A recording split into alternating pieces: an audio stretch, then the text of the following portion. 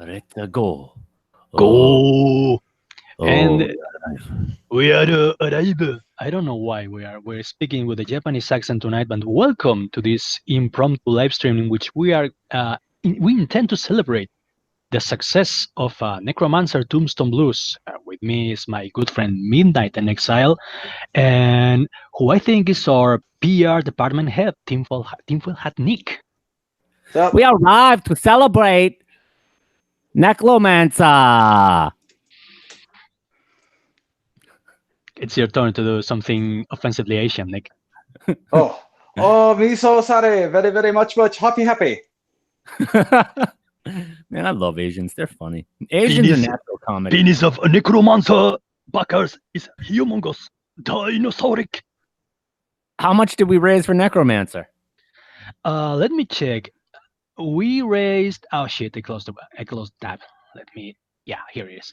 We raised a total of 2,306 US dollars, 2,058 euros. So that's And how many backers? 120. Nice round number. That's right. Yep. That's right. I looked at it this morning while I was putting this little project I'm working on together. Yeah, which is nearly as much as the Abductables with I want to say a third of the promotion.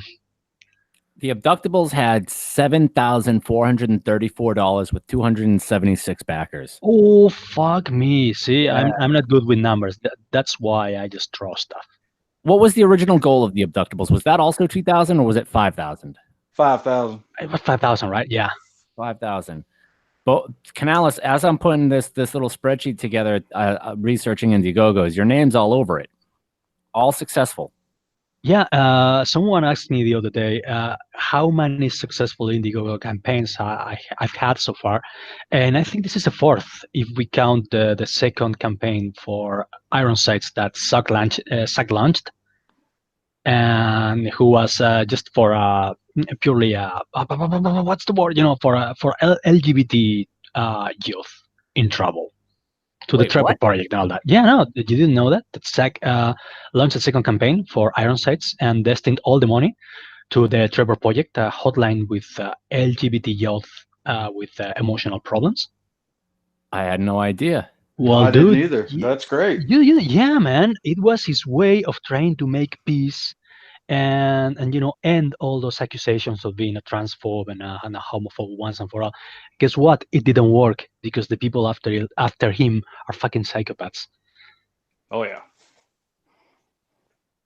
Well, the two big psychopaths on Twitter have blocked everybody. They are. Yeah, so I heard, but I think they began to unblock people because that's their sustenance, pissing people off. Yeah, well, we shall see. They blocked me, so I blocked them back, so they can't say or take anything that I do out of context. Yeah, no, that's what you're supposed to do. Just block them and don't let them read anything. Fuck them. It's funny because I was thinking about it today. Like, it's almost like they have this crazy compulsion where they see something that doesn't include them and they just can't resist demanding that they be included, even though they have no interest. Well, among them, there's a cosplayer. And you know the problem with cosplayers, right? I mean, they're attention whores. Yeah. The best cosplayers are, let's say, attention starved, and I have several friends who are cosplayers, but you can tell that they all like the attention. And some people, like this particular person we're talking about, not only she seems to have some unresolved issues, she's also a mediocre cosplayer because she doesn't really put much effort into it. She doesn't. Dude, he just wears like a denim jacket and knee-high socks, and that's pretty much it. I mean, that's not a fucking cosplay. Did you see her thing that she did where she showed up at the convention that another person was at, and she was like it looked like she just threw a white sheet over her and got some plastic red boots and made chicken feet out of them. Yeah. Oh, it was terrible. Yeah, man, I saw that on Nerdet's Instagram. I saw the picture, and it was not only that. Not only it was terrible, it was also sad because she was like standing in the middle of the convention, like looking everywhere, like, why isn't everyone paying attention to me? Because there Why was nobody there. there was nobody there, and nobody knows who the fuck you're cosplaying as because nobody knows that character. It isn't funny. It isn't popular. No, yeah. They can't crowdfund and they can't cosplay. No, Like you can tell she. Go ahead, go ahead. I was just going to say the issue that they have with crowdfunding is that they don't understand how to sell to people and they don't understand how to interact with people. Like they just think that they should say, "Here I am, gimme." And there's so much more to selling a product. There's so much more to selling a product than "Here I am, gimme." Even if the Well, product's good. we're talking about people who have been raised on participation trophies and who have been taught that just for existing, they deserve stuff. I mean, Max is a trans woman, and that means she deserves everything just because of who she is. She doesn't understand having to work for things and having to actually do something to make people like her. Well, oh God, Mags, where to start with that one? Look at what happened to Mags when Mags was Brian. She went insane and tried to kill herself. Well, there was just nothing. Nothing happened. Oh yeah, yeah. There's no story there. It's just this like loser dork dude who never did anything and who nobody wanted to listen to. And then he put on the Party City wig. And No one suddenly cared who I was until I put on the wig. Pretty much. Pretty much. It's no one ever laughs at my Bane impression. I'm sad. Like if the three of us put on Party City wigs, we'd probably be getting attention for it. I wouldn't. I'd be I look terrible in a wig. I've done it before. Also, you have dignity, Nick. That's the problem. You have dignity, and you don't want things handed to you. Dude, you're talking to the 6 feet, 200-pound Spaniard. I wouldn't pass for a woman, even if the examiner was drunken. But what happened was the wig went on, and the little piranha around him thought, "Ooh, there's an opportunity. There's an opportunity." You weren't an opportunity before, but you are an opportunity now. Absolutely. And I don't understand that. It's like it's like people want to use them as victims, and then they just gladly line up. And I mean, it's like then they complain about being a victim. You can stop being a victim at any time. The choice is completely yours. But it's like they just don't understand that. Yeah, but I think by not being a victim, you will have to admit that you're an agent and that you have to do things to earn things, and they don't want that. They want things handed to them. It's also about like never really having real friends and not knowing how to have real friends. I think I have a friend from back in the day who we were arguing one time. I don't remember what about, but he was like, "You didn't say you like the thing that I like, but I said I like the thing that you like. You have to say that you like a thing that I like now." And I'm like, that's not how that works, man. It's not quid pro quo. It's not tit for tat. But these people keep count. They keep count. They keep a tabulation on all their little. I think of it like charm bracelets. You know what a charm bracelet is, Canal? Yeah, I know. It's their entire life is like a charm bracelet where they need to add accessories on it until people tell them how pretty the charm bracelet is. But they get to a certain point where it's so overweighted, there's no focus on it. There's no persona there. Yeah, that's a good point. I think it's part of their inherently sociopathic nature. They view people as things, which is something that psychopaths do. And they just see people as ATMs from which to extract either money or approval or admiration or whatever. And that's how it works. I mean, they don't establish true natural relationships with people. That's why they like to fantasize about Captain America fucking Bucky, because they don't understand some dude just wanted to hang out with another dude because they get along. They don't understand that. There's something that Cap must want from Bucky. Do you know about the different, like, I think Plato defined them, the different kinds of love? Oh yeah. Well, I heard about it. And I know there are several different types of love. Please explain. You're smart You for know, me. there's like filial love, which is the love for your brothers. There's parental love, which is the love for your parents. There's romantic love, which is the love for your romantic partner, et cetera, et cetera, et cetera. They don't know those. They don't have a Yeah. differentiation, which is why they end up behaving sexually inappropriate. I bet you a lot of them have incest fetishes because they don't have that separation. They can't separate romantic love from familial love. So when they want that familial love, they also want to tie it into that romantic love. I could see that. That makes sense. And also I they're just all think, fucking degenerates. and they're all crazy. Yeah. Oh, we have a Mega Arts in the chat congratulating us for the success of Necromancer, and I told him, gracias, man. Which, Mega is another regular of the show. We love Mega. Absolutely. Yeah, Absolutely. he's good, dude. Thank you for coming by.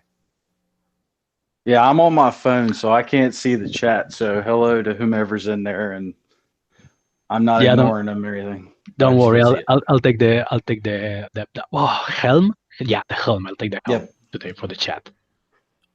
Fold posting from tinfoil hat. I do most of my like, unless I get like a pretty good amount of time ahead of time where I can schedule everything around to pull out my laptop to stream off of. I usually do everything on my phone as far as YouTube, Twitter, and stuff like that, because I've got my laptop's for my work, and it's a little too the screen's too big for what I like when it comes to like streaming, because I have to like keep my attention on something focused in one place or I'll wander. And so I usually do most of the stuff on the phone. I tried doing a hangout with the crazy guys at War Campaign when I was in New York last year, and it almost blew up in my hand. They were like crazy. Oh yeah, if you don't have like, if you got to have a pretty stout phone to do that, especially like if it's going to be something. My iPhone, I literally wore out the internet or the wireless chip in it. That's why I had to get a new phone in the first place, because I was just constantly listening to stuff and streaming and doing all this other stuff, and I broke the Wi-Fi. It's the first time I've ever done that. What are you guys using for phones? I got to get a new one soon. I've got a Galaxy Note 9S. And what do you think? Oh, I love it. It's really, really good. It's got a stylus already in it and everything, so I can take notes, color, stuff like that. And it's all in one nice place, and it's nice. I like it. It was well worth the money. Well, I'm using a Samsung Galaxy 2, an S7, and the funny story behind it is that it was a gift to my father from legendary boxing trainer Hector Roca from Brooklyn. Yeah, they became friends when we went to New York, like, I don't know, maybe 6-7 years ago, and he had this one, like, a spare one. He already had another better one, and so he gave this to my dad. My phone back then was shit, and he couldn't surf or even pick up calls for shit. So he gave me the phone as a, just use this one. So I'm using Hector Roca's phone right. It's a fucking $1,000 phone. I know. That's why I try to keep it under lock and key, and I stash it in a hyperbaric chamber. And that phone's never gonna die. No, it will outlive me. That's why I see Antonio Cardenas in the chat. Hail, Antonio Cardenas. Antonio is a Tuggernaut, I believe, and he's one of the many people at Tag's streams that helped us promote Necromancer. And for that, Tag and the Tuggernaut have my everlasting greatness, a gratefulness, yeah. Tuggernauts. I did not know that was a thing. Oh yes, it is. They are many, and they're a strong group right there. I like those guys. I like Tug too. He's super nice. Until you piss him off, then he's not so nice. Hey there, don't you go fucking with me. Well, that's what happened with Southerners, I believe. They're like really easygoing and gentlemanly until you fuck with them, and then they go berserk. We all have What like I'm Southern, and we all have a line. Like we're raised to be, pretty. I don't want to say passive aggressive, but we are known for our passive aggressiveness. So take that for what it's worth. But we all have a solid line, and we'll be nice and polite and everything until you cross that line. And once you cross that line, you can't come back. It's over with after that. Like there's no quarter given. Your ass is mine, and that's just the way it's going to be. What Well, happened with Tug's lawsuit? I heard that was off. no idea. Does anyone know anything? I saw him post a video saying that it was off, but I haven't really. They're still kind of keeping that, I guess, he is close to Chester. Either I haven't been keeping up with it that much. Well, I hope they sue the hell off the people that did what you all know did to Tag, because that's fucking intolerable, man. Yeah, that was not called for, in no way, shape, or form cool. It was just stupid. I mean, why would you do that? Other than the fact that you just wanted to be a piece of shit and try to get somebody hurt. To be a hero and score a point on somebody's scorecard somewhere makes no sense to me like that. Yeah, I think that was probably it. I mean, they were just trying to out each other like teenagers. Oh, if I could lay my hands or on so and so, I would like rip his throat and then shit down the hole and whatever. Like when you're 15, and they're like, "Whoa, Yeah. dude, that's savage." Except these motherfuckers are like 30 years old, maybe even 40 years old, and they're still at it. I mean, they're going after people's kids now. So I mean, what do you think's going to happen? I think that what they thought was going to happen was somehow, some way they'd get Tug's kid taken away from him. Remember what Sam Hyde said? that. Sam Hyde had it right. They want you broke and homeless, and they want your kids raped and brainwashed, and they think it's funny. That's what they want. Well, that is what they want. Case in point, Zach. I mean, I think they even stalked his son through video games, right? They did. Yep. And why? Just to get, just to show everybody that we don't like your dad over political beef that has nothing to do with this kid at all, period, other than the fact that he is that person's kid. You don't do that. Your politics are your personal business, and if you choose to make that public, then you have to deal with that. But your kids, all kids, everybody's kids should be off limits. That's the way it should be. Well, they thought that they would intimidate Zach. Yeah, these motherfuckers believe in guilt by association and collectivism and all that. I remember one guy making fun of my dad. My dad has hearing problems, and when this guy found out, he immediately began making fun of him because he was deaf.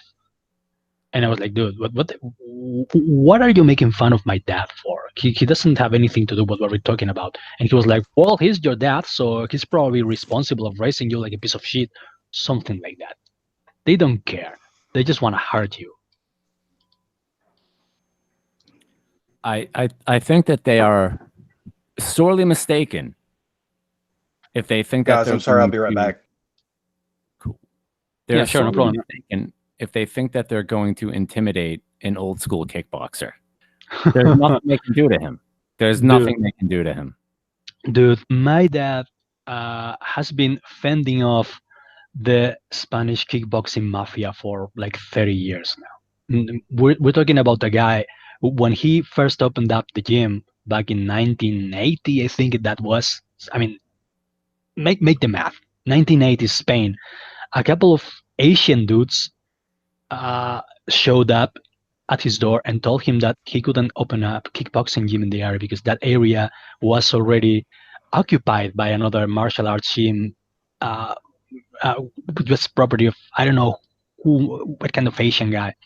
And my dad had to scare them off, saying, "You can go fuck yourself. This is my gym, and I'm gonna open it whatever the fuck I want." They didn't come back.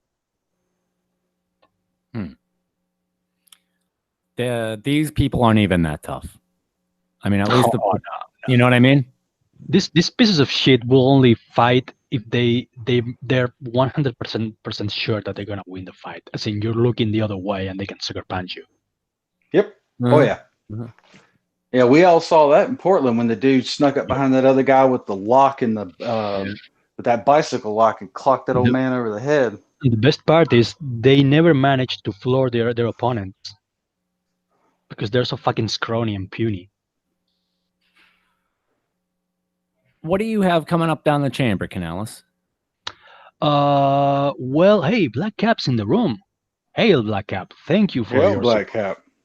Hell, brother. Black Caps, hail. Well, responding to your question, well, I'm currently working on Iron Sights Part 2, of which I'm not allowed to speak too often by Sachs express wishes.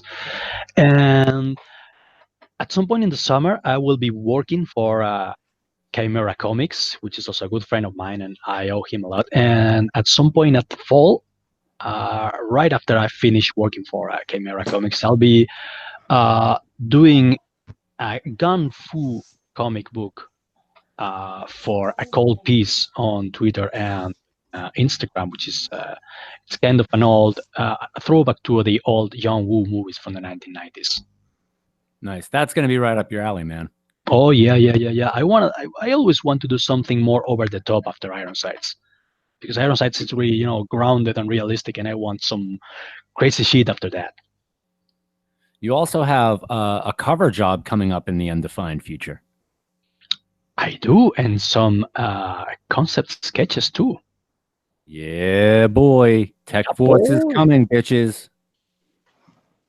And Black Cap says, sounds like old school karate flicks. It is. It is like actually, it's a gun fu, guns akimbo, jumping from one side of the screen to the other, like while shooting 75 people at the same time.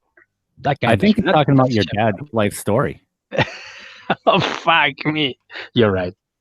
That's something it's I don't. yeah. I wish I spoke Spanish, because that's something that would be awesome to do. Would be to catalog your dad's life story. You haven't you said you worked on that a little bit? Yeah, I remember we spoke about it when we met in this undisclosed location. But my dad has this thing by which, he's a really old school, quiet man. And you will be finding really amazing stuff about him over the course of the years. Because he will never tell you all about it like in one sitting. He will just, having a beer with you and tell you, oh, you know what this reminds me of? That time I was deployed in Vietnam and I had to kill like 75 Viet Cong with my bare hands. And you're like, you did fucking what? Oh yeah, I never told you about that? No, you didn't. Here's what you do. You get a bottle of whiskey and you get a tape recorder of some sort. And you sit your dad down and you say, and you just start asking him questions and you let him go. You just tell him that you're collecting his life story for creative purposes. He'll tell you. I've done this with people that I even just met, just to get their story down for future reference. And you just let him go. Ask questions, let him go. He'll tell you stories. Yeah, man. I mean, we've toyed with the idea of doing a graphic novel telling his life many times. It would be like the Spanish equivalent of that movie. I think it was Dragon, the life of Bruce Lee, Jason Yeah, Scott yeah, Lee. Something like that. I mean, the story of some small kid from central Spain, which is pretty much like Spanish Texas. It's the area in which they shot those old Sergio Leone movies. And he goes to Brussels and he learns martial arts and he gets into a lot of street fights with rival gangs and whatnot. We're talking about the 60s here. Comes back to Spain, fights off the sports mafia, the sports and contact sports mafia. Yeah, some really epic shit going on here back in the day. I would buy that whenever you print it or get it done up. I'm sold. I'll buy it.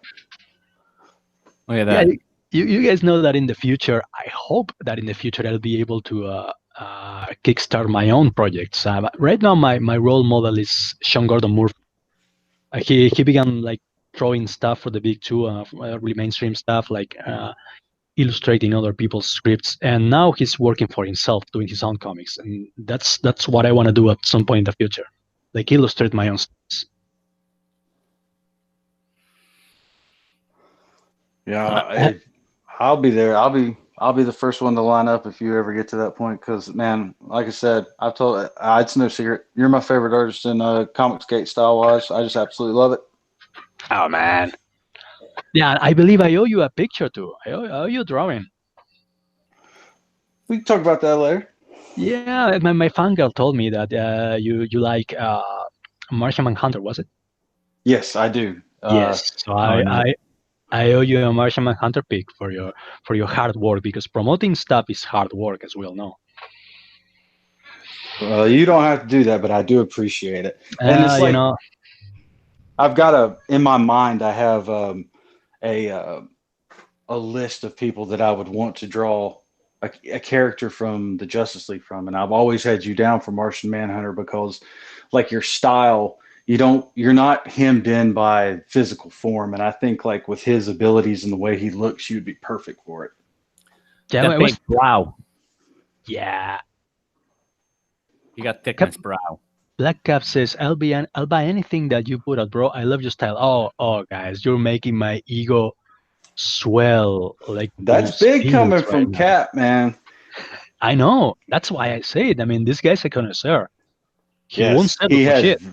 No, he will not. He has very refined tastes. I love my brother Black Cap. I love talking to him. I love listening to him and getting his perspective on things. He's good dude. Yeah, man. I gotta say that becoming part of Comicsgate has meant for me meeting both the best people and the worst people I've ever met. I'll let you decide who's who. It had a big cost, but really it's one of the most vibrant things and vibrant things I've ever seen happening. I've always had this ability to end up in places where things are happening, and this is one of the bigger ones. Yeah, I mean, I feel like I'm gonna get mystical now. Are you guys ready? Lay Um, it on me. I feel like my whole life has been driving me to this point in which I'm doing something that I enjoy to help save a medium that I that always loved. And I had the chances to become other things, like become a screenwriter or become a fucking read worker, or and it was always, oh man, this is what I want to do. This is what I feel like I have to do. And every choice that I made has brought me here now. And I think this is where I'm supposed to be. I'm not really a religious person or anything like that, but I do keep an open mind on those matters. It could even be just being an adaptable person, ready to take advantage of good opportunity. Yeah, that too. But I mean, I'm taking advantages of other opportunities. I mean, I that's how I got my job as a kickboxing instructor in a gym, and I'm fairly adaptable. But the fact that I'm doing this here now, I don't know. I don't know if that what I'm saying makes any sense. As I said before, it's almost 2 a.m. and I'm trying not to die here. Yeah. No, I get what you're saying, man. When you finally get to that point where you're doing something that you love and you can make a successful run at it, it almost seems like you're like walking the meant to or primrose path or something like that. I Yeah, get what you're saying. It's like because you're at peace. You are doing what you want to yeah, do and yeah. everything's gravy. I remember Ro mentioned the term dharma and on a stream once. I think while one talked about this comic, what was it? Wanted with Mark Miller, and the main character discovers that his dharma, his calling in life, is to be a villain. So that's what he embraces, and I think that's how I feel, man. About this is my dharma is being a comic skate artist. And you're good at it. So that works out well for all of us. Yeah, well, Great. I keep people happy, which is what I want. What's great is that with as for all its flaws, with YouTube and whatever mediums have been around, everybody gets to have a show. Everybody gets to have a show. Yep. And with Comicsgate coming along, everybody gets to take a shot at putting out a comic. You just have to do the work. It's a lot of work, but everybody gets to take a shot. Yep. I'll agree with that 100%. I mean, you see it every day. Um, you've got somebody new showing up, and they'll just go out there and bust their hump and everybody will notice it. And, those are the success stories, those are the ones you put in the work and the money and everybody will notice and the money will come. It's very degrees on how it gets there, but if you are willing to do the work, and like you said, it is very hard work, you will be rewarded. You have to be And it's patient. Sorry, yeah, go it's ahead. no, I was going to say that it's a whole new way of viewing the thing, because I remember Max saying that recently on Twitter that is there any other art form in which the artist is supposed to double as public relationships or salesman, or I don't know what he or she or it meant, but my answer will be it is now. That's how comics are now. Well, You're how out about there just in not? the How about just not telling your customers to go fuck themselves? How about just That not works like as well. yeah, it's as simple as that.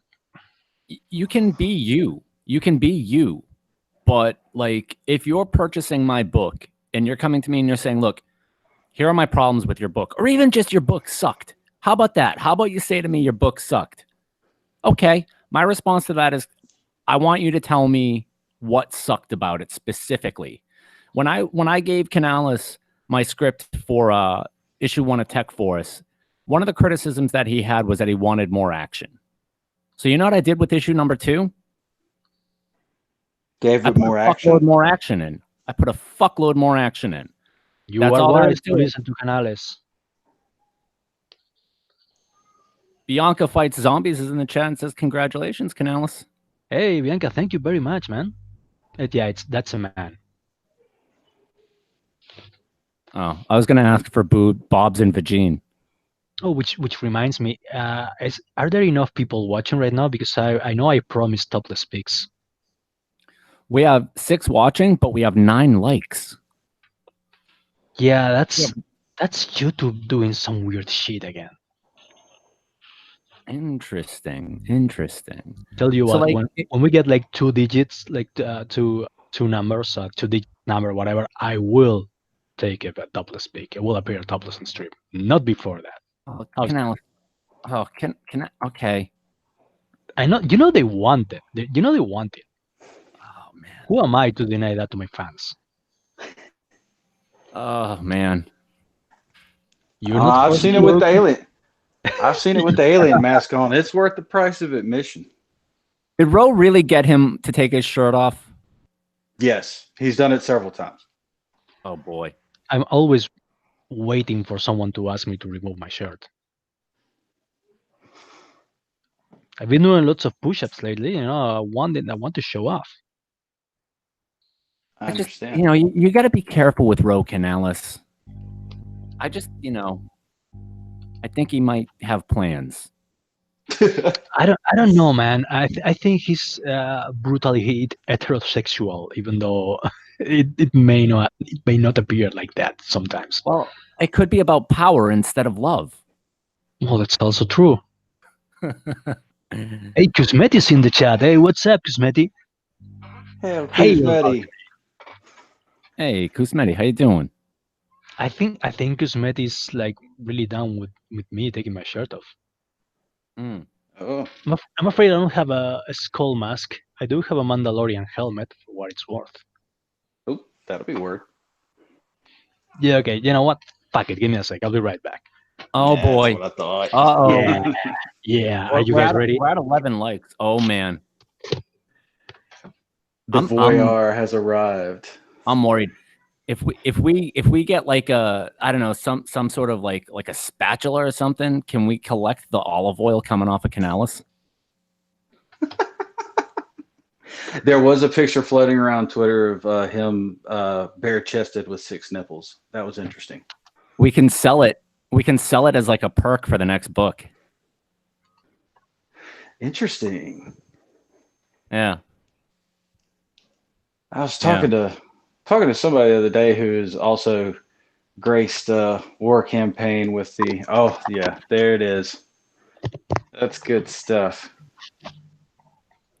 No, Oh shit. take your shit with this thing.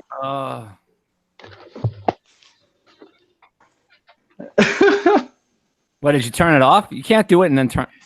Yeah, no, sorry, I destroyed the magic. Ooh, this is really blurry again. What the hell, man?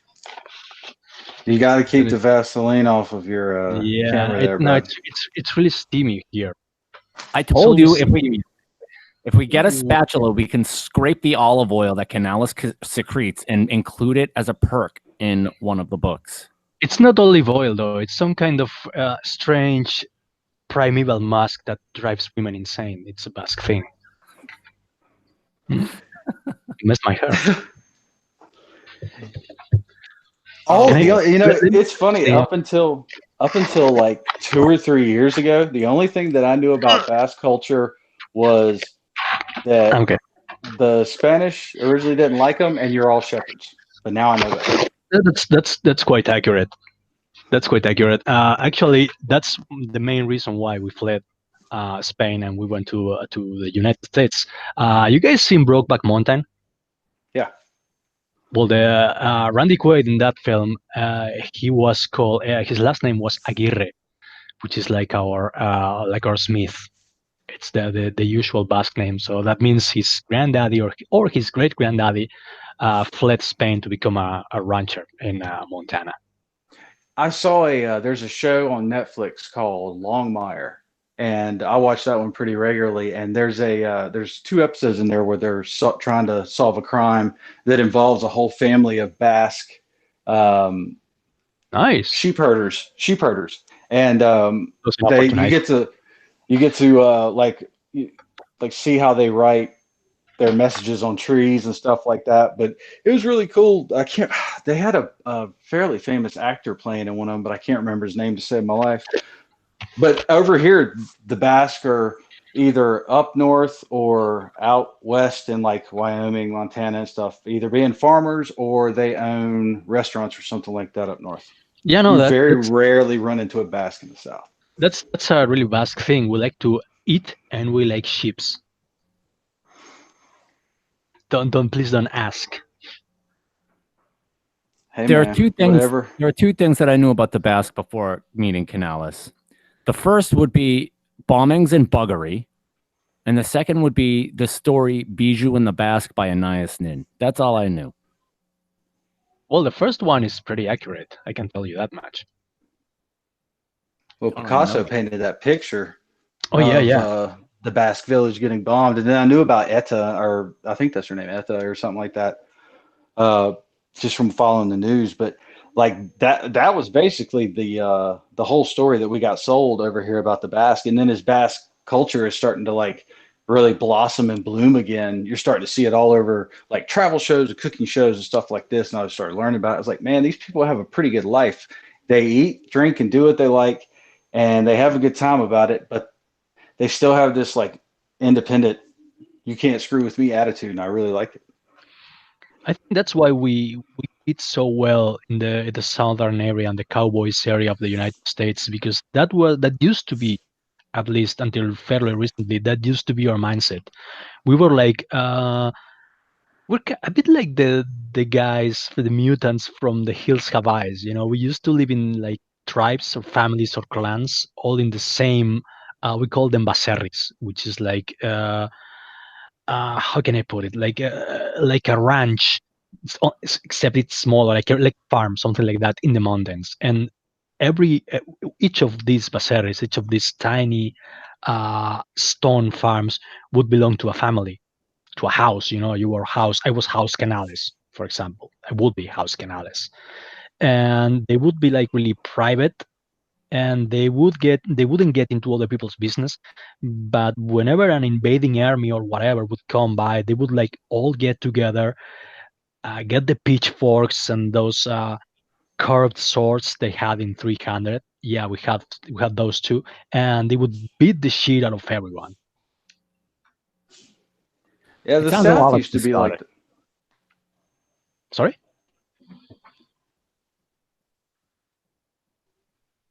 no. What I No, was saying, go ahead, Midnight. I'm sorry. No, I'm saying, go ahead, Nick.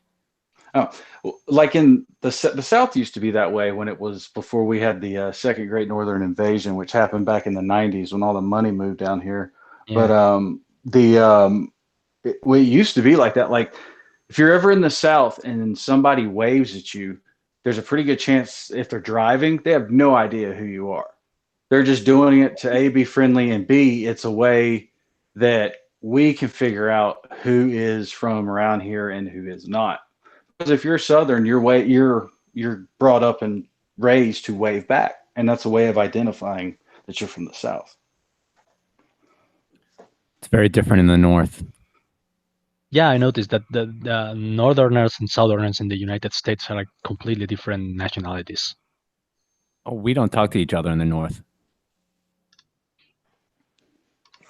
Bianca Fights the Zombie says, was Guernica from that? Guernica was actually a bombing. Uh, Adolf Hitler, actually, yes, Hitler, literally Hitler bombed one of our major cities when Spain declared unofficially its allegiance to the Nazi regime. So the Basques were insurgents back then. So Hitler was so kind so as to bomb one of our major cities to make us subservient. That was in 1937, I believe. Sounds right. Yeah, that's why you never told a Basque that he's literally Hitler. We don't like that shit. I'm sure.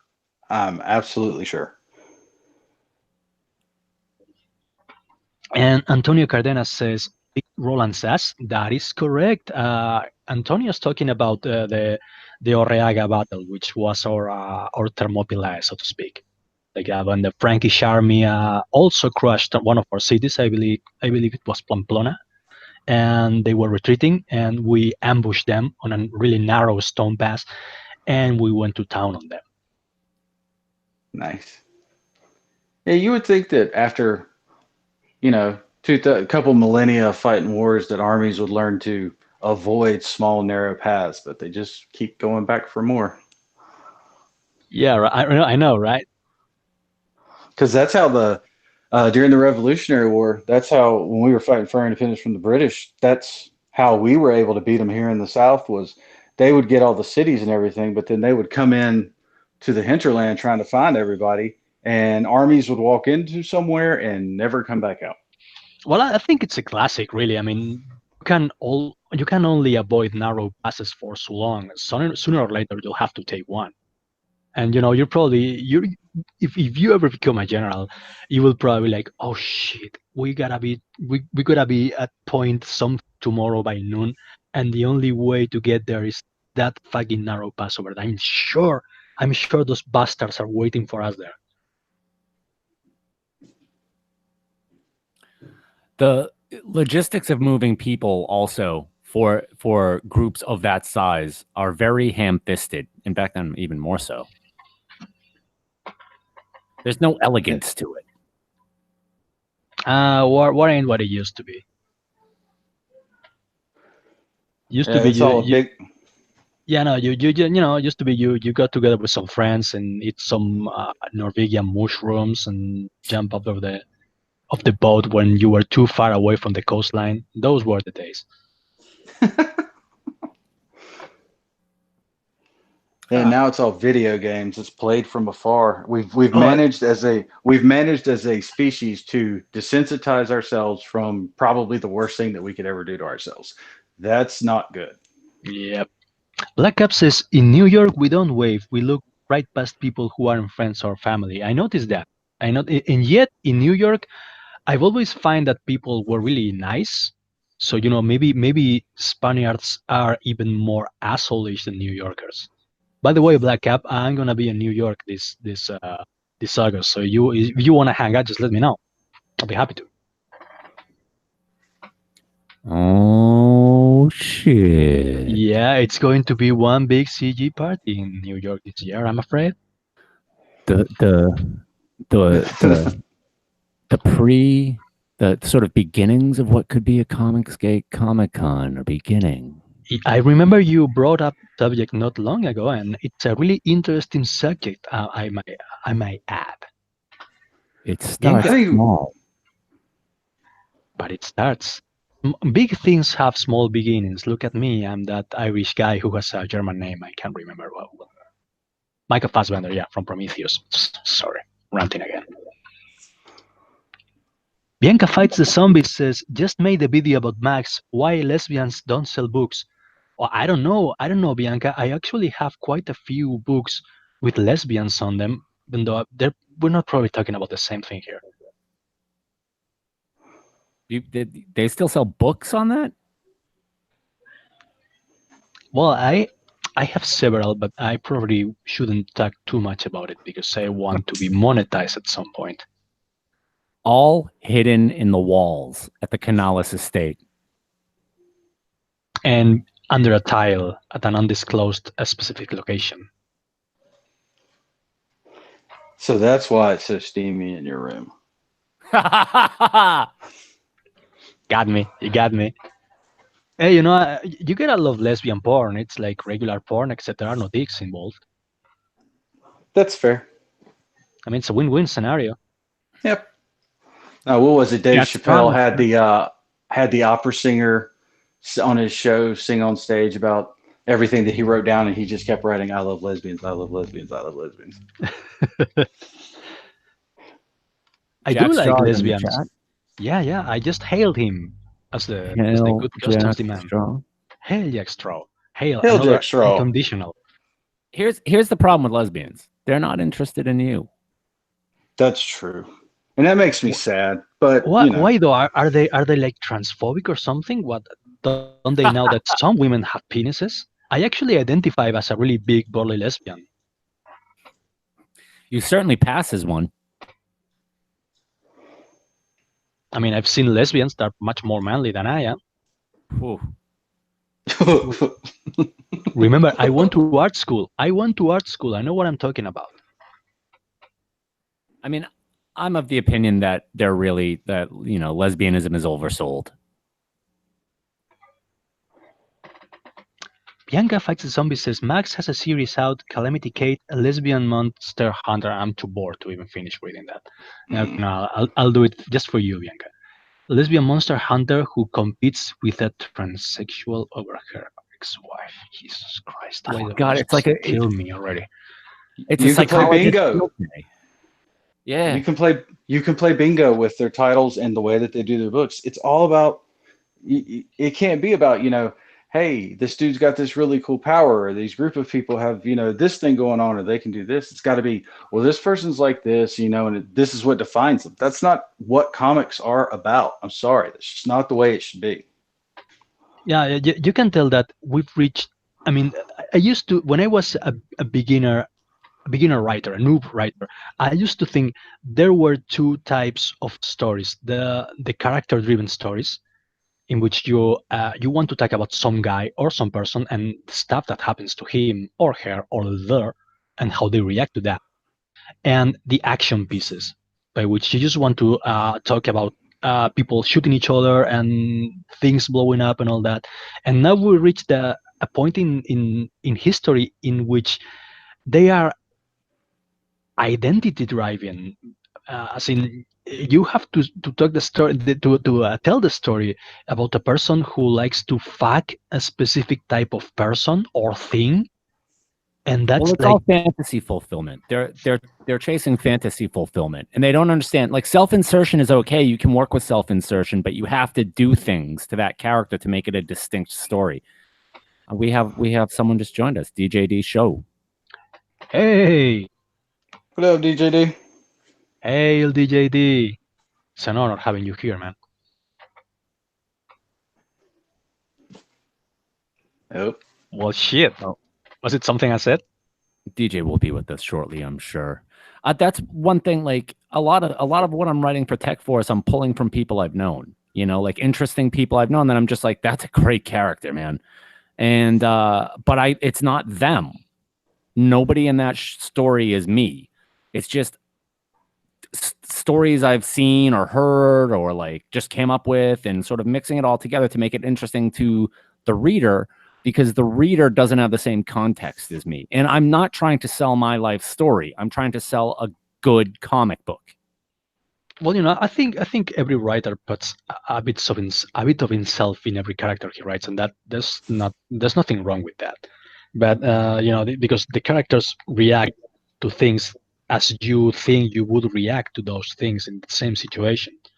But the thing is, for these guys, not even the action pieces are important. The only thing that's important is that the characters are of this minority or that minority, and that's all there is to it. They don't have to be good characters. The stories don't have to be good or entertaining or even make freaking sense. There's an episode of Muppet Babies about this. I'm sure there is. I haven't seen that show in forever. There's one where Miss Piggy becomes like, she gets all the power to tell everybody what to do. I can't remember it off the top of my head. And it goes straight to her head. And these people all remind me of Miss Piggy and the Muppet Babies. That makes sense. I mean, she is like, I've always looked at the Muppets and the way Jim Henson created them was like, they're a magnification of either a personality good thing or a personality flaw. And Piggy was definitely like sweet, everybody loves her, but she got a temper and she's narcissistic. Mm-hmm. Mm-hmm. Yeah, she's basically a Basque woman, as far as I can tell. Ha! The way it even fits. He has better hair, though. Are Basque women a larger lady? Well, here's the thing about Basques, about Basque women, and there's surprisingly similar to what Bianca just said about Max being allergic to money. Basque women have this, cultural Marxism has taken hold of Basque people for like 20 years now. So they believe that being pretty is like being sexualized. So they will try hard to be as ugly as and unappealing as possible. And it's really sad because I believe that we up here in the Basque Country have a really beautiful, particularly beautiful mixture of women because they're like half dark Irish, half like Slavish, something like that, Slavish. Well, you get what I mean. Yeah. They can be really beautiful, but they all it's like one of those before college and after college picture show, Gotcha. That's how they look. Yes, I understand that. There used to be probably about 40 years ago in the South, there was a stereotypical Southern woman. Now it's just completely different. It used to be, a little bit larger, living in a trailer, the stereotypes. And now it's completely different to the stereotype. Well, I always had this idea. Sorry, I'll be quick. I always had this stereotype in mind that Southern women are like they wear like denim skirts and cowboy boots and like flannel shirts, and they call you Shaga a lot. Yes, And I was that's cool accurate. with that. I was really cool with that image. That's DJG that show came. figured out his tech. What up, man? Yeah, that hopefully came in. hopefully That my came in audio the is working now. 1970s. Is my audio working now? Yeah, no, we can hear Yes, you. we cool. can hear you. Okay, badass. Yes. Sí, dije hola previously.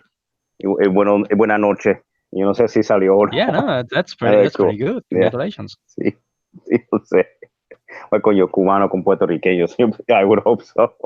Coño. Sí, de carajo. Y entonces español familia, eso imagínate. So, cuando estaba hablando de gallego y vasco, sí, las mujeres son muy fuertes. Sí. Sabía que alguien me iba a llamar gallego tarde o temprano. Exacto. DJD here just called me a gallego, which is how Cubans called everyone from Spain. They're all gallegos. No, because they're dicks like that. Yeah. Entonces, of course, okay, llámalo portugués. God. So yeah, we're having a little Hispanic banter here. Yeah, exactly. Just real quick. So yeah, we It's were like talking when about Rove- women. Hey, Canellis, mod me so I can drop a link for Black Cow. Oh yeah, I just need to know how the fuck to do that. Right click on my, click on the three dots, right? Yeah. Yeah, okay.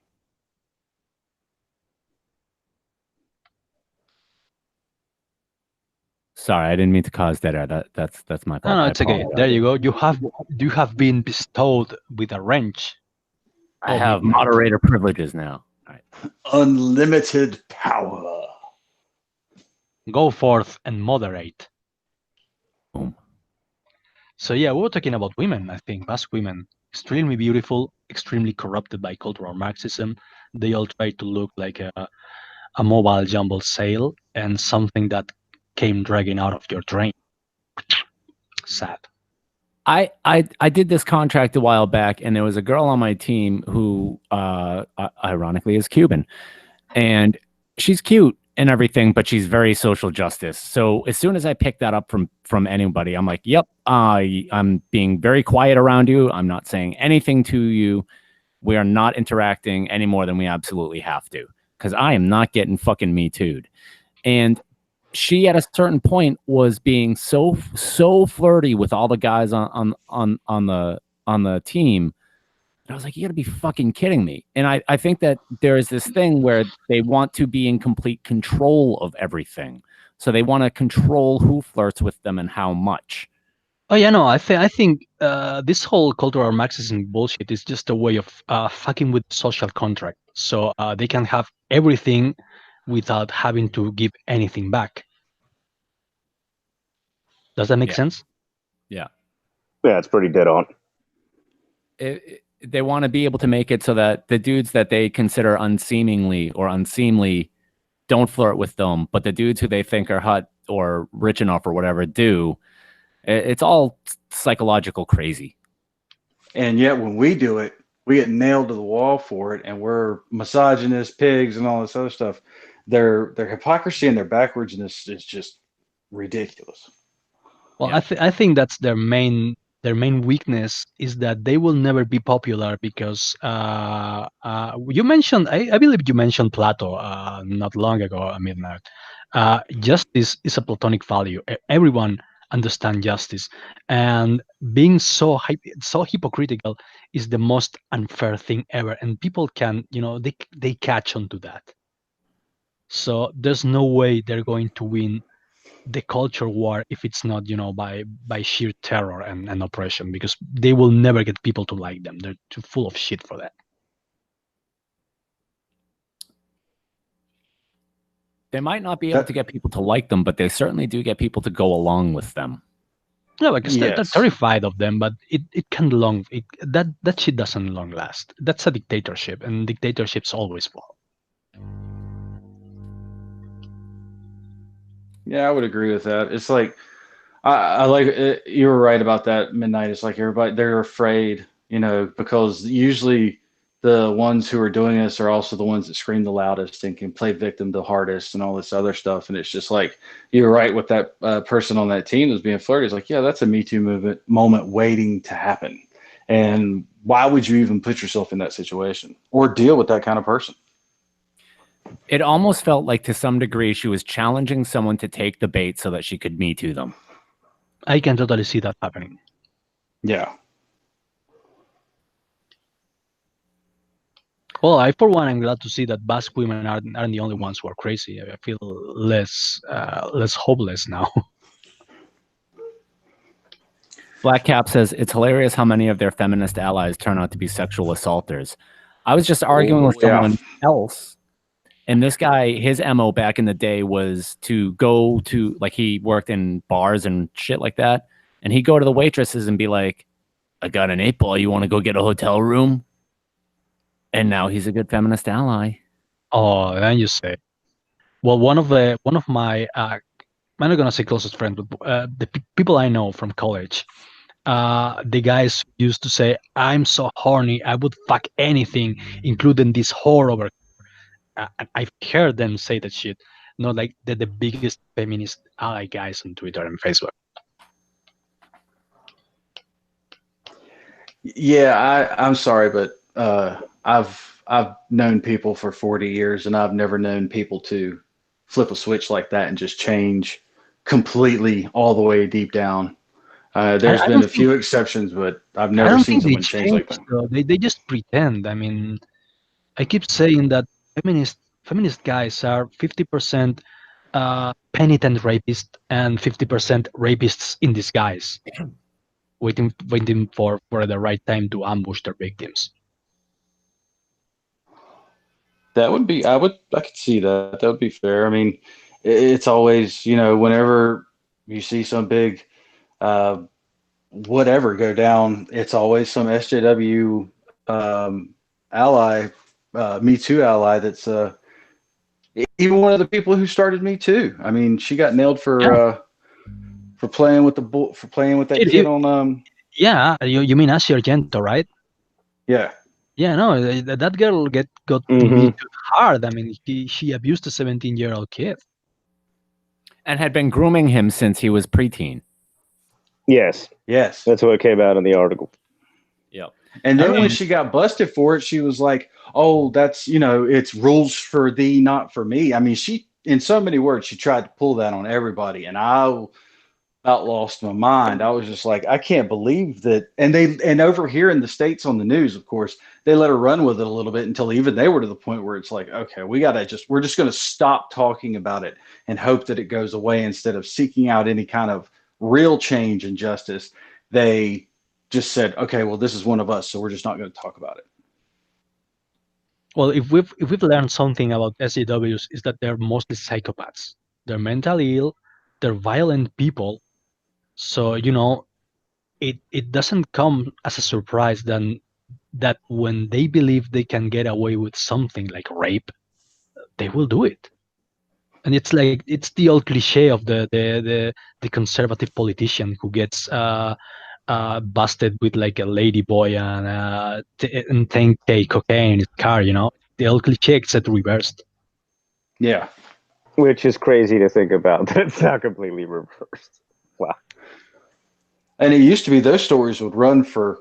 We had a televangelist down here named Jim Baker who scammed folks out of millions upon millions of dollars, and they left him alone until he got caught with a hooker. And then it just blew. They just, because people love to tear people down, and the fact that he was scamming all these folks out of millions of dollars was almost second tantamount to the fact that he got popped with a hooker. Yeah, because that's the thing. I mean, stealing is a universal flaw. You can believe that a right-wing guy or a left-wing guy or a centrist can steal, but that guy, again, it's the hypocrisy of the whole thing.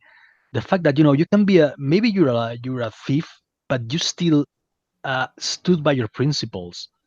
But to betray what you say you are so blatantly, that's what really.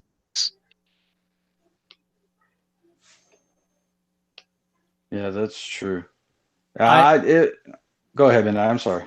I was just going to say, I cover that angle very easily. If I ever get any sizable amount of money, I'm not saying I will, but if I ever get any sizable amount of money, don't be surprised if I spend that on hookers. Well, I have deep respect for hookers because as I always say, at least they tell you what the deal is beforehand. You gotta respect that on a woman. It's very true. If I ever win a bunch of money, I'm going to buy an island, make up my own flag, and become one of those crazy "this is my own country" guys. And I'll be that guy. As a Basque man, Hey, I can hear you. I can understand that. Yes. Yes. hey, you know what? If you got that kind of money, you can't take it with you, so you might as well do something like that with it. I mean, why not? I mean, you only live once. Why not do that? Exactly. Black Cap understands. He says hookers and blow. Yeah, I thought he was going to say cliche hookers and blow. Yeah. Nah, I don't do drugs. I'm boring like that. I just drink alcohol all the weekend. Yeah, That's it. no, that's my only vice. I think Midnight can testify that one of my few vices are chocolate cigarillos. It's not about whether you do or not. It's about making allowances for whether you want to eventually or not. Well, it's a good thing to leave the door open. Exactly. As we say in Spanish, never say I will not drink from this water. Ha! I like that. I like that one a lot. I will be spewing many Spanish idioms as the night progresses. That's a thing I do. Black Cap says, if I Indeed. win, I'm disappearing. Yeah, I like that idea too. I just Yeah, put on the cloak. Yeah, no, I remember that when I was younger, I fantasized with doing it. Oh fuck, what was his name? Ambrose Bierce. I fantasized with pulling an Ambrose Bierce. I will never die. I will never get old and frail and pathetic. I will just disappear around the border, and no one will know what became of me. The legend of Canales. Yeah. It's like DB Cooper. He just jumped out of the back of an airplane Yeah, with a bunch of exactly. money. D.B. Cooper, that motherfucker. Yeah. I'll find you, Canales. I have a very specific set of skills. And also, you will probably able to follow the trail of empty beer bottles. Yeah. Man, there's all this paella leading down the road. I wonder who. No, that's racist. Damn. You fucking Mick. We don't eat paella up here. We eat marmitaco. Which is like a No, tú comes para allá también. You're weird Spanish then, man. Fuck. I know the Spaniards that eat paella. You got me. Yeah, we do it paella up here too. Yes, but we call it arroz a la marinera. Oh, nice. Sailor Nice. Yeah. Oh god, You yeah, know, that's good. one of my favorite, I don't think that it's Spain Spanish. I think it's Mexican. One of my favorite Spanish dishes is ceviche. I love that shit so much. Mm-hmm. Nice, Now, you yeah. give me some ceviche. That's Yeah. good. Mm-hmm. I don't think I ever heard about it. Well, what it is, it's a Latin American dish where basically it's citrus cooking. You take your fish, octopus, whatever, and you put it in a brine that's basically lemon and lime, and let the acid cook out all of the bacteria and stuff, and then you just eat it like a soup. You can eat it on a hot day, you can eat it on a cold day, you can eat it on your birthday, and it's good. It's fantastic stuff. Sounds good. I will have to try that one day. Because I keep eating all kinds of unhealthy food every time I go to the US. Need to try something healthy for a change. See, if I marry a goth chola, we'll live on the coast and eat ceviche every day. Yeah, but the ceviche will be based on squid ink to make it black and shiny because she's a goth. Delicious. I've never been a big fan of squid ink. I just can't do it for some reason. Like I've eaten squid, I've eaten it to where it's raw enough that you can feel it grabbing onto your throat as it's going down. But I just can't do the ink. Like somebody gave me ink soup one time. I was like, nope. Oh god, yeah, no. I had that little bit of it once, and it was like, nope, fuck no. By the way, I gotta say, Americans who aren't fat as fuck have all my respect because every time I went there, it took all my willpower not to fill my face with, stuff my face with food, man, because it's so fucking good. Oh man. A lot of Americans don't realize how good we have it with the plethora of available and relatively inexpensive food. Like I could get what I need for a couple of dollars, under $5. Like, yeah, you can stuff your face in in New York. I've been in New York, and you can have a pretty, well, probably not too healthy, but it would leave you satisfied for like, I don't know, $10, something like that. Oh, you can eat Chinese buffet, baby. Exactly. It's pretty lucky.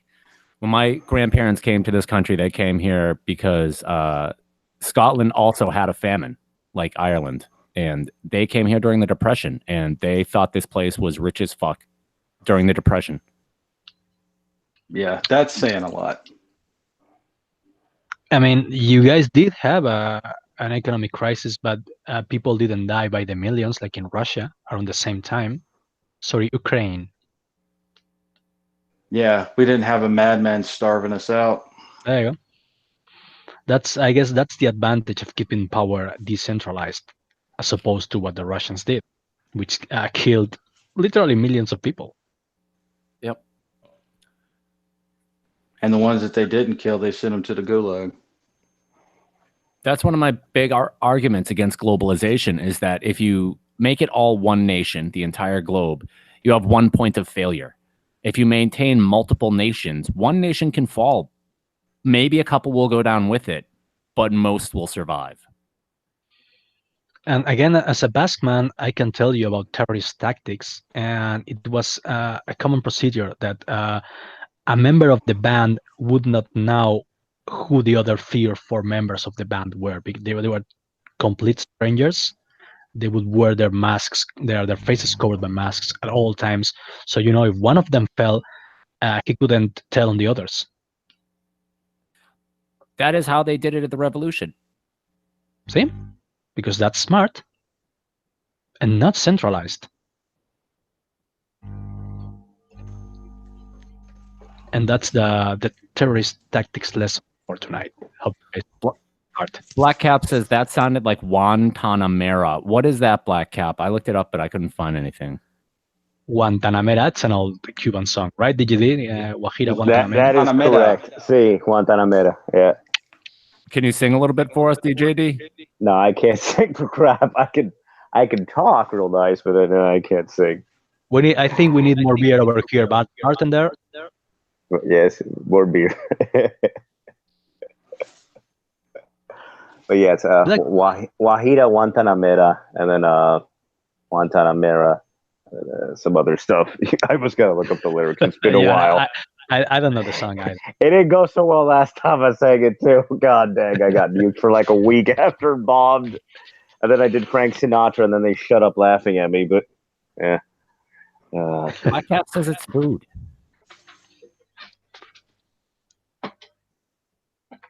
What kind of food is it, Black Cap? Yeah. What kind of food is it, Black Cap?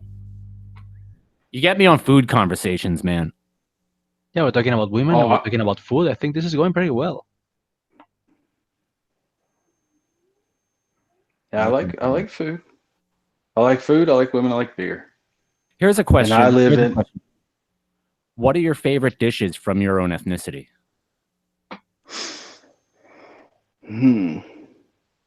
Well, I'm German and English, so it's schnitzel and kidney pie, I guess, or something like that. I don't know. I mean, I really like schnitzel. Yeah, schnitzel's good if you can, but man. you got to do it right though. If you in any way, shape, or form, schnitzel's one of those dishes that if you mess up even the smallest thing, it's like over with. It's not like some stuff where you can kind of fudge on it a little bit and get away with it. Not schnitzel. There's every Christmas, my family, one side of my family is Moravian and from the Winston-Salem area of North Carolina.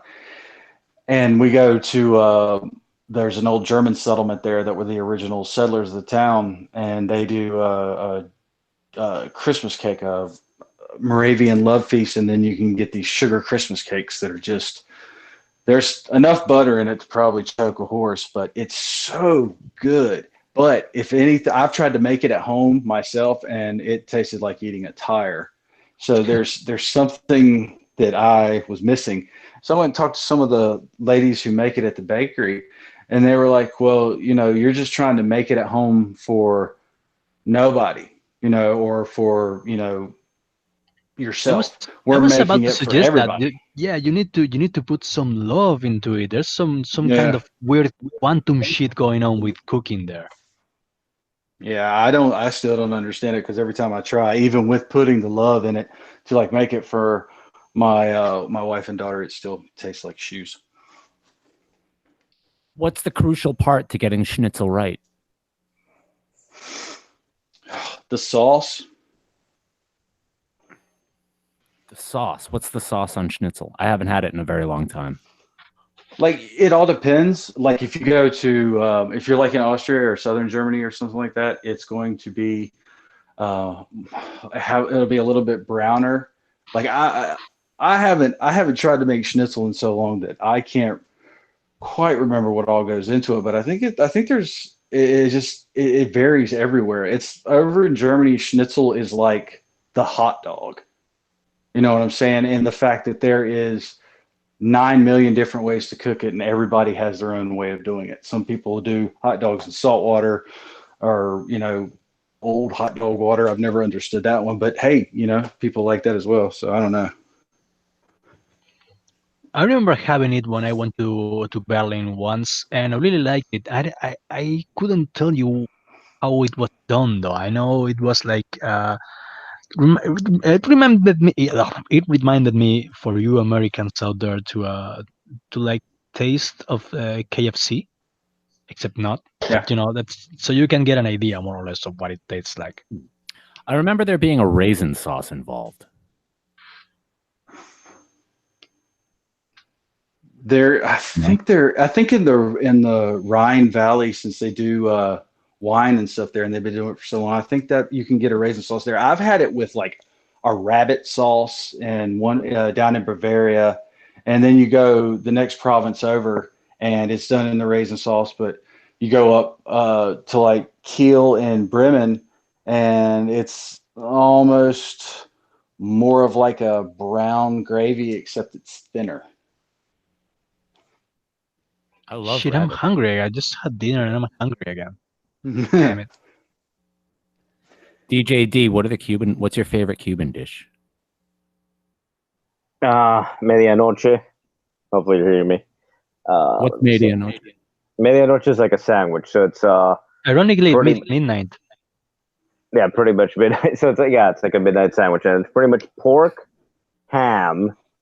Typically, I think it's Swiss cheese, then butter. You can alternate all this stuff, except for the main parts of it, which is the pork, the ham, and the cheese, the Swiss cheese part. And it's in Cuban bread. You can do it on a plancha. So basically, it's like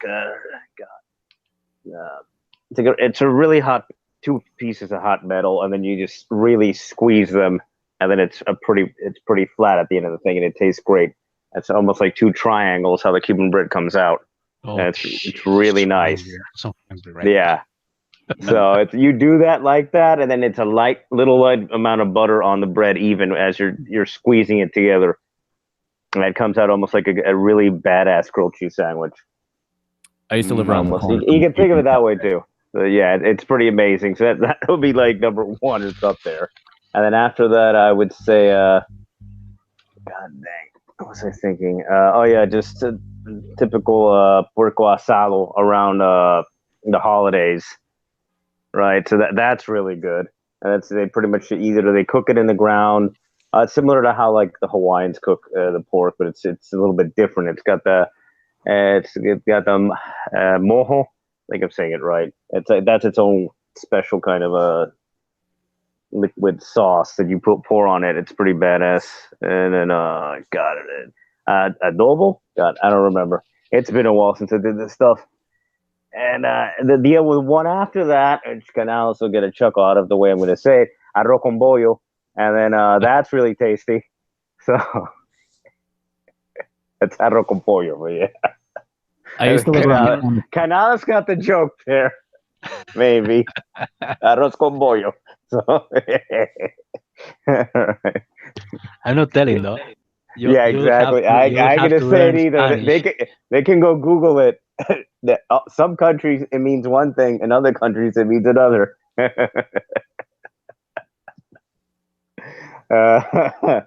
Yeah, I do that stupid joke sometimes. Yeah, exactly. There are no stupid jokes, only boring people. Exactly. That's a very good point. Those are definitely three that I like a lot. Yeah. Or people who are too sober anyway. Black Russian Bot is in the chat saying, "Hail brothers, hail Black Russian Hey, what's Bot." up, man?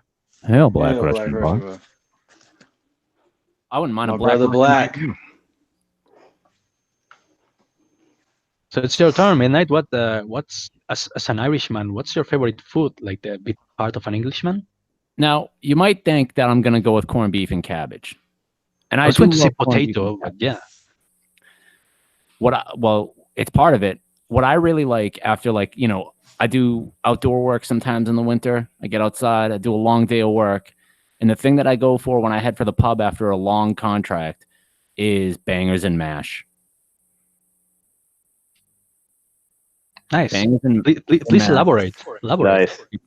It's mashed potatoes or cold cannon. Cold cannon is mashed potatoes with cabbage in it. Irish sausages and brown gravy with onions in it. Sometimes you get beans with it. It is winter food. It is delicious with a nice crisp lager. Delicious. Mm-hmm. I have to agree with you on that. There's a place an Irish pub down close to where I live, and they do really good bangers and mash, and they do it with beans and an egg. What do they charge for that? $8-9, but it's a big plate. Where I live, the prices are a bit high. But if I can get a plate of bangers and mash for under $10, I'm pretty fucking happy. Yeah, it's good. I mean, it's substantial. It's a substantial dish. You don't go in there like I'm half hungry. I just want something to eat. You go in there full on. I need to eat now. You know what I'm saying? It's also good drinking food because if you're drinking it, it gives you a nice good base in your stomach so you don't get knocked on your ass. That's very true. I'm like 6'3", 235, so it takes a little while for me to even get to that point. Height privilege.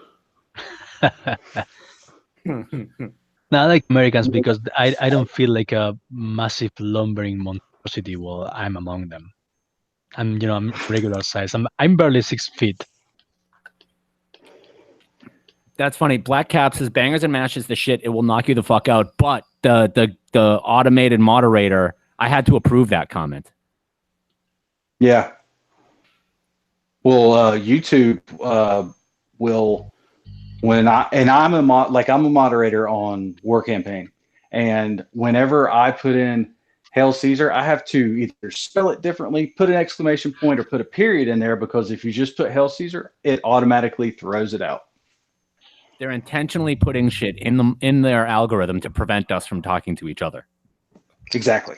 Yeah, well, it's a new thing. I had to deal with it on Tug the other day where having to approve crap, and then it was moderated by YouTube moderator, and I was like, and Tug also was like, what the fuck? So they've expanded that program from where it was to its current form, and god dang, that's annoying now, having to deal with it. I mean, but why one? Like the number one is it has to be moderated now. Oh yeah, one has to be. Yeah, one is completely broken on YouTube thanks to these idiots. That's every chat though. I hate it.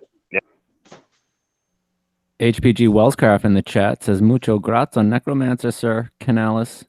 Thank you very much. It's HPG. I never remember. HPG Wallscrap. Yeah, he's another good friend of the channel. He's always there to give his support. You have all my appreciation, HPG. Great guy. I'm really psyched at how well Necromancer has done, man. All these campaigns are meeting their goals. Has any Comicsgate campaign failed? Yes. Yeah. I think Sporkman didn't do very well in its first run, right? Yeah, that one didn't. Samurai Dinosaur didn't do well in its first time out, but Mike Murphy did not give up. He came right back in and he knocked it out of the park. Then there's been a few other ones.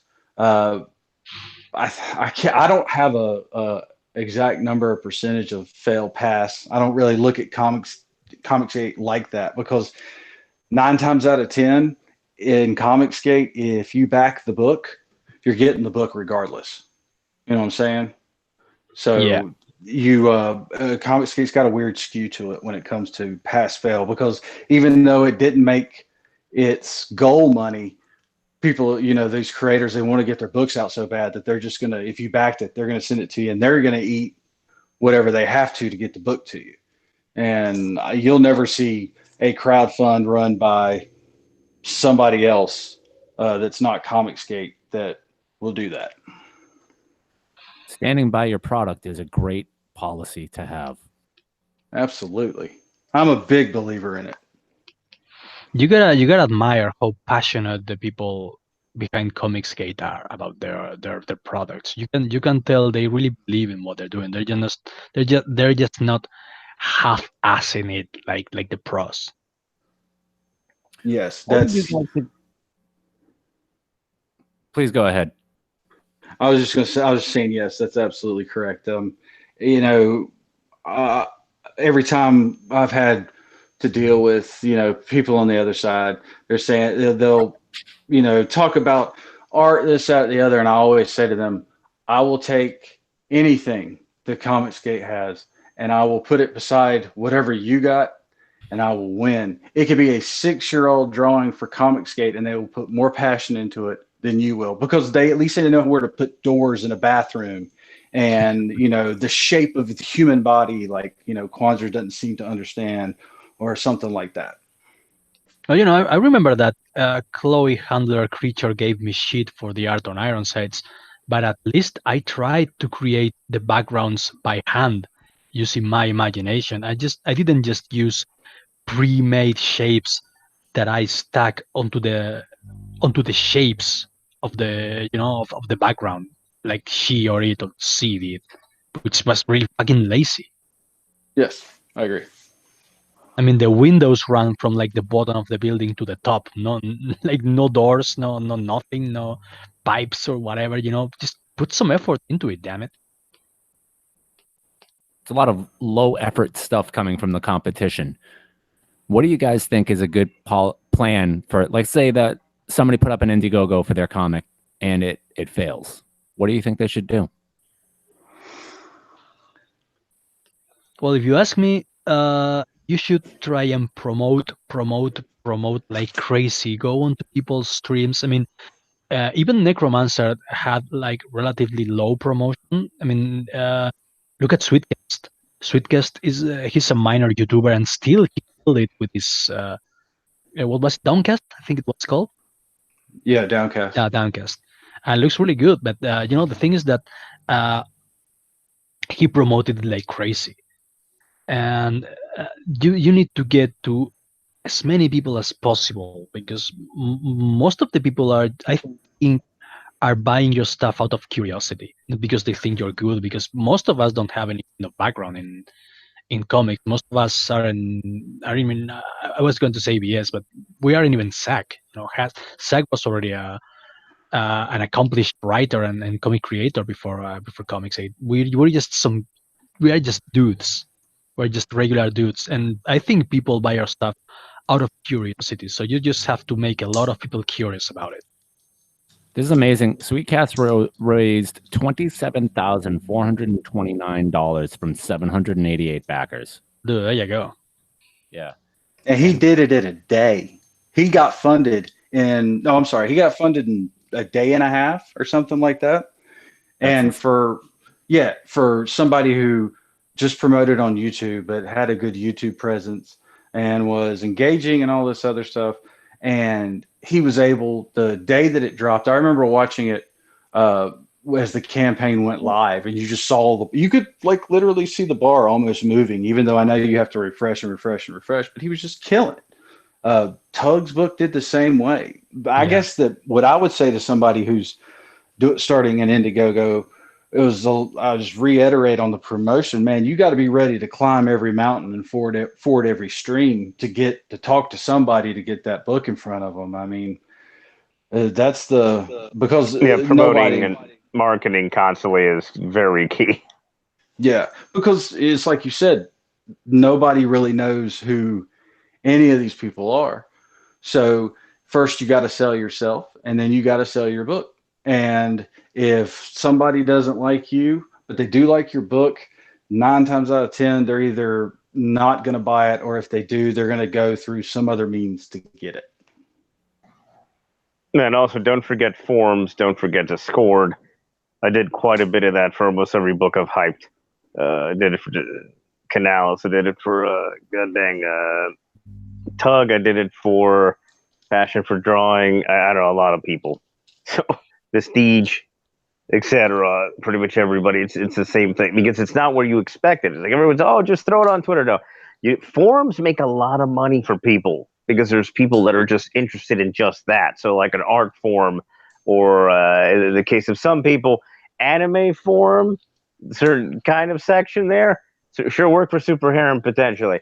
I don't know how many Asian backers, but you know what I'm saying? That. Go outside the lines. Because Alex Becker, dude's $1.5 million.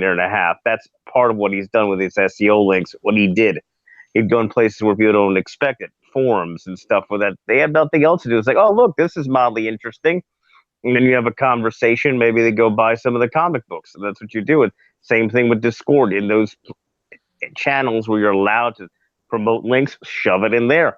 It might sell a few.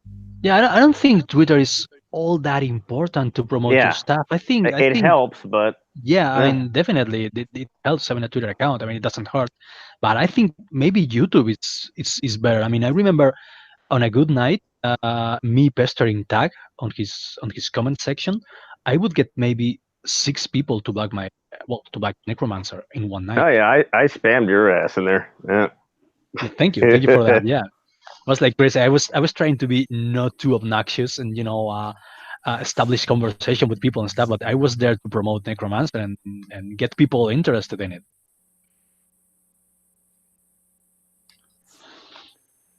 Yeah, That's why you went. I think The trick is just not being too forward in the YouTube chats, and it works.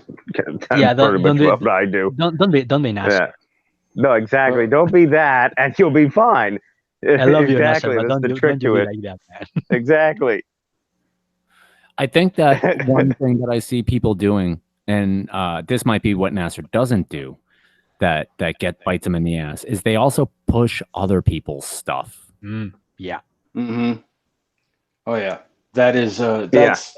that's another big helpful thing. You know, like when I was promoting Necromancer on Twitter, Michael Derrick was always retweeting me, Jack Straw, all these guys, and it really helped.